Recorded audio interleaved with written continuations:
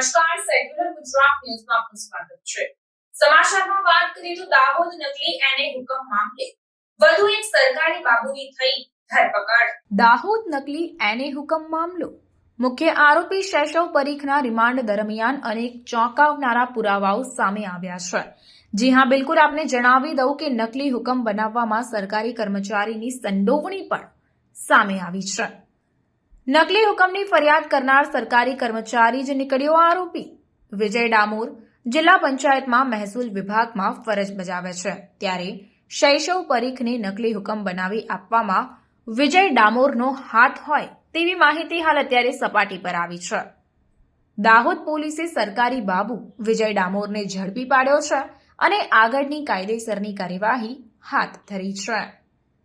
Reporter Shailesh Kumar Rathod, secular Gujarat news, Dahod. બનાવની હકીકત એ પ્રકારની છે કે બી ડિવિઝન પોલીસ સ્ટેશનમાં એક ગુનો દાખલ થયો હતો નકલી એને બાબતનો, જેમાં જકરિયા મહેમૂદ ટેલર નામના વ્યક્તિની સર્વે નંબર 303, 305, 306 નંબરની જમીન હતી। એમના જિલ્લા પંચાયતના નકલી હુકમ બનાવી એમને રજૂ કરી સિટી સર્વેમાં એમના પ્રોપર્ટી કાર્ડ બનાવવાની એ લગતની ફરિયાદ હતી, જેનો એ બે આરોપીઓ જકરિયા મહેમૂદ ટેલર તથા શૈશવ પરીખ ને આ પહેલાં અટક કરી જ્યુડિશિયલ કસ્ટડીમાં મોકલી આપેલા છે, જેની તપાસ ચાલતી હતી। એ દરમિયાન અમુક સ્ટેટમેન્ટ, અમુક સરકારી સાહેબોના નિવેદનો અને મળી આવેલા દસ્તાવેજી પુરાવા, અમુક સાયન્ટિફિક પુરાવા, આ તમામ બાબતો ધ્યાનમાં લેતા એક કન્ક્લુઝન પહોંચ્યા હતા કે આમાં સરકારી કર્મ તરીકે રોલ ફિક્સ થાય છે, જેનો એ તપાસ કરતા હતા। એ દરમિયાન પૂરતા પુરાવા મળી આવતા અમે ગઈકાલે રાત્રે જિલ્લા પંચાયતમાં કામ કરતા વિજયભાઈ રમસુભાઈ ડામોર, કે જે સિનિયર ક્લાર્ક છે અને ચીટનીસના ઇન્ચાર્જ ચીટનીસના ચાર્જમાં પણ છે, તેઓની સંડોવણી હોય એ અમને જણાવ્યા હતા। તેમને લાવી અને પૂછતાછ કરેલ હતી અને પૂછતાછ દરમિયાન આ વસ્તુ ક્લિયર થતાં તેમની રાત્રિના સમયે અટક કરવામાં આવેલી છે અને આગળની તપાસ હાલમાં ચાલુમાં છે। સર, આમાં સિક્કા મારવામાં બી આનો રોલ હતો એવું સામે આવ્યું છે? હા, પ્રથમ દ્રષ્ટિએ હાલમાં તપાસ દરમિયાન જે ડુપ્લિકેટ હુકમ બન્યા એમાં સિક્કા મારવામાં એમનો રોલ હોવાનું અમને જણાવી આવેલ છે, જે અમે રેકોર્ડ ઉપર લઈને કામગીરી હાલમાં ચાલુ રાખી છે।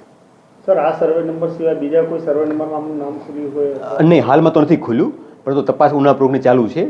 સંભાવના છે ખુલી પણ શકે, તો એ બાબતે અમે તપાસ કરીએ છીએ અને જે બી રેકર્ડ પુરાવા મળી આવશે કે સ્ટેટમેન્ટ સાહેદો મળી આવશે એ રીતે કાયદેસરની કાર્યવાહી હાથ ધરવામાં આવશે।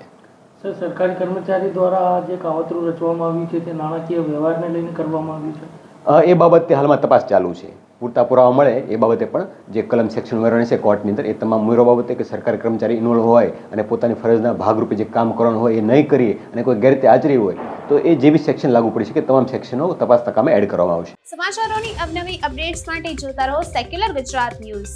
સાથે સેક્યુલર ગુજરાત ન્યૂઝ ચેનલને લાઇક, શેર અને સબસ્ક્રાઇબ કરો અને બેલ આઇકોન દબાવીને સમાચારોની ઝડપી માહિતી મેળવો।